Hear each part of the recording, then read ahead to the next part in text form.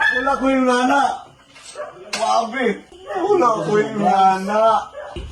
Dahil katungod nga magpaog sa nga abogado, pero hindi mo kaya ang gobyerno mo at sa Mangiyak-ngiyak na itinanggi ng isang padre de pamilya ang kanyang pagkakasangkot sa iligal na droga matapos itong arestuhin ng mga otoridad sa ikinasang search warrant operation sa Purok Macopa, Barangay Singaw, Kidapawan City, madaling araw nitong Mayo 18. Nahuli din ang kanyang anak sa kabilang bahay matapos makunan ng ilang pakete sa ikinasang search warrant operation. Kinilala ang mga suspect na sina alias Ron, 45 taong gulang at ang kanyang anak na si alias Junior, 22 taong gulang na nahuli sa magkahiwalay na bahay. Sa panayam ng Radyo Bida kay Kidapawan PNP Chief Police Lieutenant Colonel RG Celeste, inahayag nitong nagsasagawa ang kanilang hanay ng operasyon matapos ang halos isang buwang surveillance laban sa dalawa matapos silang ikanta ng ilang mga drug suspect na nauna nang nahuli sa mga operasyon ng PNP. Na-recover mula sa ama ang 7 sachet ng hinihinalang sabu habang 5 sachet naman ang nakuha sa bahay ng anak. Dagdag pa ng hepe na recidivist o dati nang naaresto ang 2 suspect kaugnay sa illegal drugs. Ilang taon na ang nakakalipas ngunit nakalaya rin matapos makulong ng ilang buwan. Ug unsa to ang isulti sa atong madakpan ug kinsa tong ilang ginakuhaan mao pod atong subject sa operation. Kiit pa ng mga otoridad, hindi lamang sa Barangay Singaw umiikot ang umano'y operasyon ng mag-ama, kundi maging sa iba't ibang bahagi ng Kidapawan City dahilan para ikonsidera silang high-value target sa kampanya kontra illegal na droga. Recidivist na sila kay nadakpan na sila pipila ka tuig ang milabay sa bypass operation.